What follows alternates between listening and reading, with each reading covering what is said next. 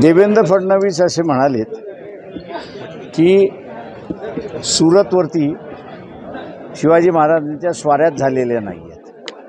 आजच्या असणाऱ्या लोकसत्तेमधली ती असणारी बातमी आहे. मी देवेंद्र फडणवीस यांना असणाऱ्या बऱ्याच वेळा पुस्तकं वाचताना बघितलेली आहेत, पाहिलेले आहेत. त्या मी त्यांना असणारं आवाहन करणार आहे की यदुनाथ सरकार त्याच्याचबरोबर गजानन भास्कर आणि अशा कुलकर्णी यांनी शिवाजी महाराजांच्या स्वाऱ्या ज्या आहेत या स्वाऱ्या कशा झाल्या, कशा पद्धतीने झाल्या याचा असणारं पूर्णपणे वर्णन त्यांनी असणारं केलेलं आहे. कुठच्या साली झाल्या ह्याही त्यांनी असणारं वर्णन केलेलं आहे. त्याच्यामुळे मला देवेंद्र फडणवीस यांनी RSSची जी ओढली आहे आणि शिवाजी महाराजांचा इतिहासच नाही असं जे जुन्या काळी RSSवाले जे म्हणत होते तेच पुन्हा आता म्हणायला लागले, तशी असणारी परिस्थिती आहे. मी हे दुर्दैव असं म्हणेन की एका कर्तबगार व्यक्तिमत्वाचा इतिहास नाकारण्याचा भाग होतोय.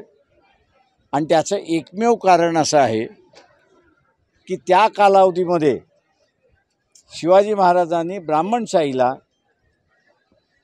आणि मनुस्मृतीला चॅलेंज उभं केलं. आलुतेदार बलुतेदार यांचं सैन्य उभं केलं आणि एक राज्य उभं केलं. याचा असणारं 16व्या शतकातलं शैल्य हे आता 2024मध्ये सुद्धा RSS स्वतःच्या डोक्यामध्ये कॅरी करते. याचा मी असणारा निषेध करतो. आणि या निमित्ताने RSS आणि BJP जो शिवाजी महाराजाचा अपमान केलेला आहे हा मी असं म्हणेन एक फार मोठा अपमान आहे आणि त्याच्याबद्दल त्यांनी असणारा माफी मागितली. तो मागणार नाहीत ह्याची माझी खात्री आहे. आणि त्याचं कारण असं आहे की ते झालं तर गागा भटाला ती फार मोठी शिवी आहे आणि म्हणून ते करणार नाहीत. ज्याला वेळ येईल त्याला सांगतो ना, तुम्ही का काळजी करतायत? नका काळजी करू तुम्ही.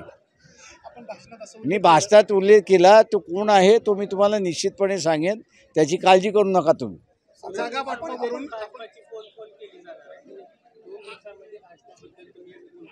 हो ते 2 दिवसामध्ये थांबा, 48 थांबा, कशाला उगीच हे करत बसलं.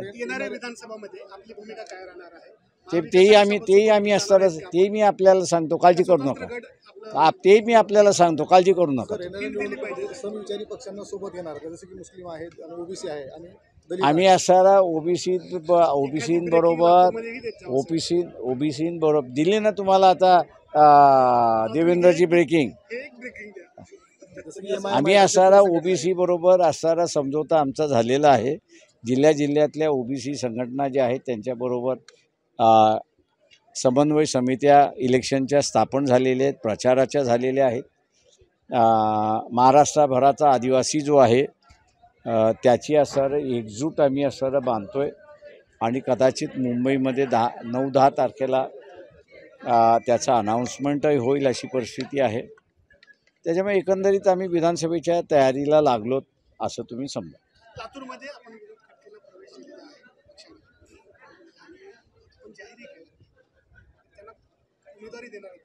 ते माझं म्हणणं असं आहे की उमेदवारी जी आहे ती पक्षाची जी पार्लमेंटरी बोर्ड आहे ते डिसाईड करेल कोणाला द्यायचं कोणाला द्यायचं नाही. ते लोक करत असतात.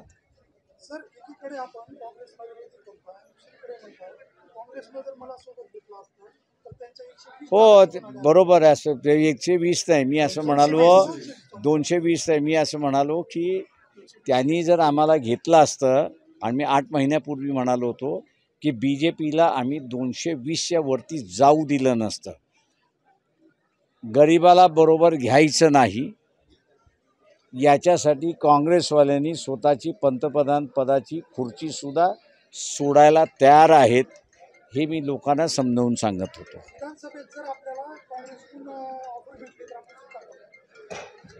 आमची असं कमिटी जी आहे पक्षाची ती विचार करेल आणि त्याच्यावरती निर्णय घेईल. मराठा समाजाच्या संदर्भामध्ये शरद पवार ठोस भूमिका घेत आहेत. जरांगेंच्या बोलण्यावर लक्ष देतात असं तुम्ही म्हणाला आणि तुम्ही असंही वक्तव्य केलेलं होतं की मराठा समाजाचे नेते आहेत त्यांना मतदान करू नये. हो मी असं केलं आहे. याचं कारण असं आहे की साध्या प्रश्नावरती जर निर्णय घेता येत नाही तर उद्या देशापुढे संकट उभं राहिलं ते काय निर्णय घेणार आहेत. निर्णय न घेणाऱ्या लोकांना असणारा सत्ता देऊ नका एवढंच मी म्हणतोय. ABP माझा, उघडा डोळे बघा नीट.